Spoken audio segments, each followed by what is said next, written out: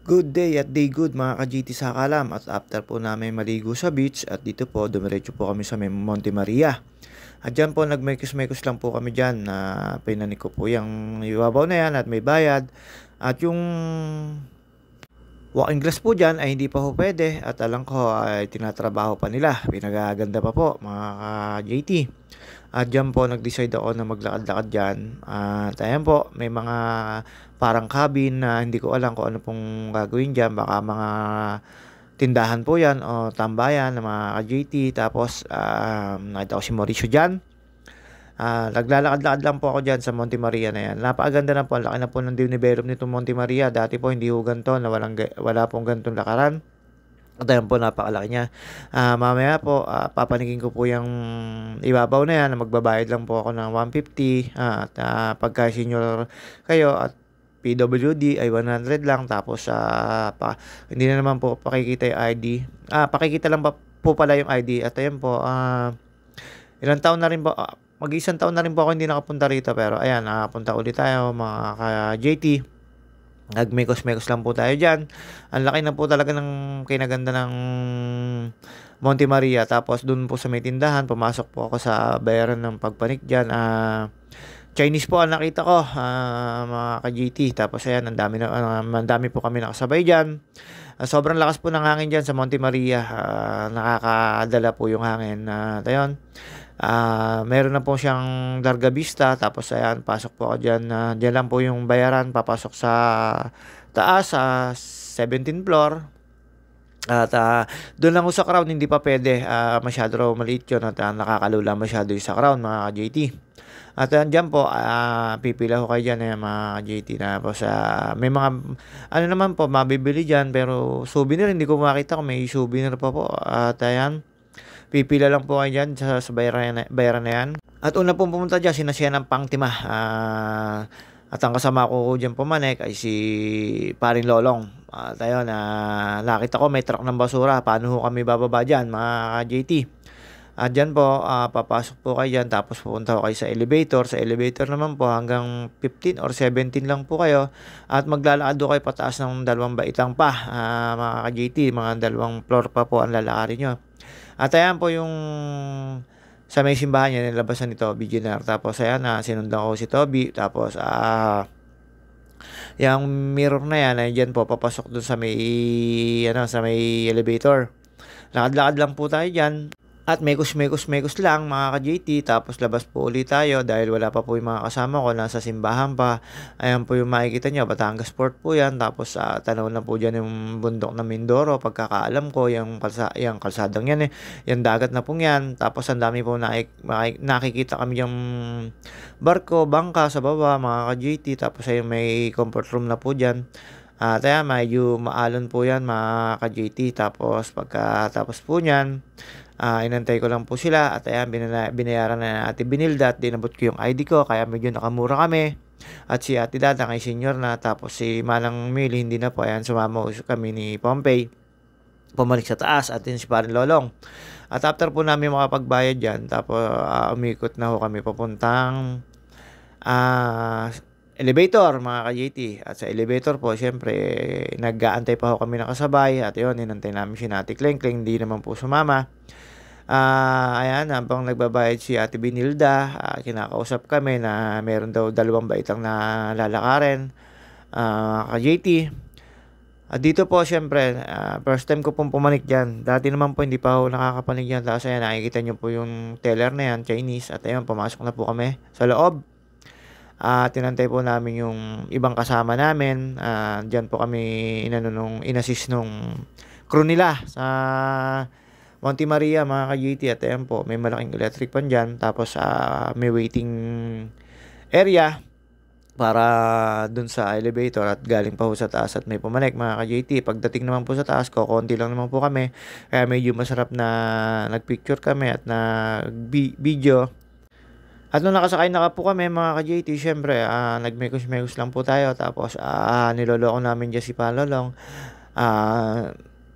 Kasi nga sabi, wag daw itataas yung kilikili at may pasabog. At then, after po namin sa elevator, ito po yung lalakadin nyo po na 2 yung baitang mga ka-JT. 2 baitang na 2 floor pa at ayan, may kasabay po kami, sila ate yung magjowa.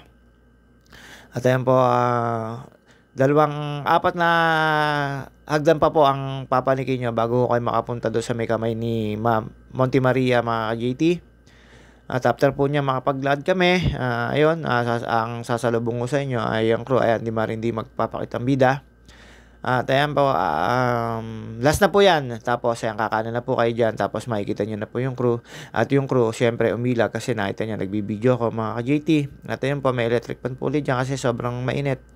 At pagpasok nyo po dyan, lalabas po kayo dyan sa may pinto na yan. At ayan, makikita nyo na po yung kung nasaan kayo. Yan po sa may kamay sa baba mga ka-JT. At ayan po, hindi naman po kayo malalaglag at safe kasi meron ng barandilya at meron pang yung glass na sobrang taas po. At ayan, may kasabay po kami mga foreigner dyan. Ayan yung nakikita nyo pong parang yun po yung walking glass mga ka-JT. At ayan, nanduho kami sa may dibdib ni Monte Maria. At dun po sa may crown na yun ay bawal pa kasi sobrang nakakalula daw po sabi ng crew dyan. At ayan po, syempre, nagpapakitang bida. At ayan, makikita nyo po dyan yung walking glass mga ka-JT. At dito ako sa kabilang side. Ayan po, dyan po kami galing sa may lubo na yan mga ka-JT. Doon po sa may walking glass ay bawal pa po at tinatapos pa po. Ayun yung sinasabi kong walking glass sa inyo mga ka-JT. Ayan, wala pa po dyan. Hindi ko alam kung magkano presyo niya yung walking glass na yan. Pag kayo nagpunta dyan. At after po namin dyan viewing, picture, ay naman po, lumabas na po kami, pumunta naman po kami sa may, ang tawag dito, sa may simbahan na nag-stay po lang po doon, doon ko po dinan yung mga pasahero, na mga pinag-drive ko, mga ka-JT, at ayun po yun, pababa na po kami ng Monte Maria. At ayun mga ka-JT, hindi ko kami nagtagal sa Monte Maria, dumaan na po kami sa may pauwi po ng Batangas City mga ka-JT. At yung galing po kami Lubo, hindi ko po alam kung anong mga baray yung dinaan namin, basta dumaan mo kami sa bahay ng Lubo, tapos kumaliwa, tapos dumaan mo kami sa may tagiliran ng dagat at ng highway mga ka-JT, tapos sa kanan po puro bahayan, tapos sa kaliwa puro dagat lang po makikita nyo. At ayan po, bumaba na po kami papuntang simbahan mga ka-JT. At yung talagang isang simbahan na maliit dyan mga ka-JT, after po namin magsimba at wala naman po misa, tapos ayan, lumabas na po kami. Ayan po yung madadaanan nyo, ayan, galing po kami sa simbahan kasi ikot lang po uli kayo palabas ng Monte Maria mga ka-JT. At dumaan kami doon sa mga bilihan ng atis, bumbibilihan ng isda, wala kami nakitang isda, hanggang sa dumire-diretso na po kami. Tapos nasa likod na po namin ng Monte Maria mga ka-JT. Hindi ko lang po alam ang mga lugar, pero pauwi po kami. Ang daan po namin ay papuntang Batangas City. Dinaanan po namin yung SM, yung Libho, ang Bulong mga ka-JT. Ayun po yung mga dinaanan namin pa uwi. At dito na kami dumaan sa may kabila, sa may Taysan. At yun na po ang dinaanan namin. Tapos makalampas po ng SM. Tapos may simbahan po kami dinaanan. Tapos diretso lang po kami ng papuntang Batangas City. Dinaanan din po namin yung yung hospital ng Batangas City. Tapos dumaan po kami sa may National Road, papunta ho Expressway. At yun, pa-Expressway na ho kami. Diretso na ho kami pauwi niyan. Ayan po yung exit ng Monte Maria. Hindi na ho kayo dadaan doon sa pinag-entry nyo. Ikot na po kayo. Medyo may kalayuan. Papuntang Davao, Batangas. Tapos kakaliwa lang po kayo. Papunta naman National Road ng Batangas City. Dinaanan po namin yung mga staka ng ng tawag dito ng gasolina. At yun, medyo nanibago si Toby, nabartikan ko na lang po, pinasunod ko na lang po siya. Tapos giwa-iwalay na ho kami sa expressway, may dinaanan pa ako dyan. Dumaan ako sa bahay ng ate ko, may kinuha po akong susi. At ayan, mga ka-JT, pa-exit na ho kami dyan, meron pa akong viewing dyan. Tapos ayan po yung sinasabi ko sa inyo na diretso ho niyan, palubo ulit, tapos kaliwa pa Batangas City. At yon, habang pauwi kami dyan, nagantayan ho kami sa isang kainan ng lomi. At doon ho kami, kumain ako ng lomi with tamis anghang. Lomi, hindi pa pala, chami, sorry po, tao lang po, lagi na lang po nagkamali. Chami po pala ang in-order ko, lechon chami, tamis anghang mga ka-JT. At yan po, nasa labas na ho kami, nasa road na ho kayan. Pag diniretso nyo po yan, palubo po yan, tapos ang kaliwa po yan ay pa Batangas City. Diyan po yung dati namin dinaanan na nag-bike kami mga ka-JT, diyan po kami dumaan. Yan po yung National Road talaga papuntang Batangas. Dadaan ho kami ng, yun nga yung stockan ng mga gasolina. Nakita po namin yung mga barko diyan. Tapos nakita nyo po, medyo may kahabaan ho yan.